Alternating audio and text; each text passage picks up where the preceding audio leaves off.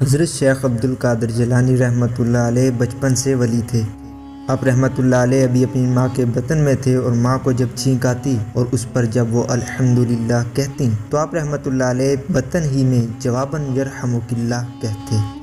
آپ رحمۃ اللہ علیہ یکم رمضان المبارک بروز پیر صبح صادق کے وقت دنیا میں جلوہ گر ہوئے۔ اس وقت ہونٹ آہستہ آہستہ حرکت کر رہے تھے اور اللہ اللہ کی آواز آ رہی تھی۔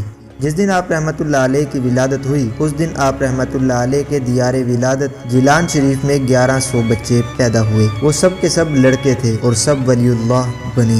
حضرت عبدالقادر جیلانی رحمۃ اللہ علیہ نے بچپن ہوتے ہی روزہ رکھ لیا اور جب سورج غروب ہوا اس وقت ماں کا دودھ نوش فرمایا۔ سارا رمضان المبارک آپ رحمۃ اللہ علیہ کا یہی معمول رہا۔ 5 برس کی عمر میں جب پہلی بار بسم اللہ پڑھنے کی رسم کے لیے کسی بزرگ کے پاس بیٹھے تو اعوذ اور بسم اللہ پڑھ کر سورۃ فاتحہ اور الف لام میم سے لے کر 18 پارے پڑھ کر سنا دیے۔ ان بزرگ نے کہا بیٹے اور سنائیے۔ فرمایا بس مجھے اتنا ہی یاد ہے کیونکہ میری ماں کو بھی اتنا ہی یاد تھا۔ جب میں اپنی والدہ کے بطن میں تھا اس وقت وہ پڑھا کرتی تھیں، میں نے سن کر یاد کر لیا تھا۔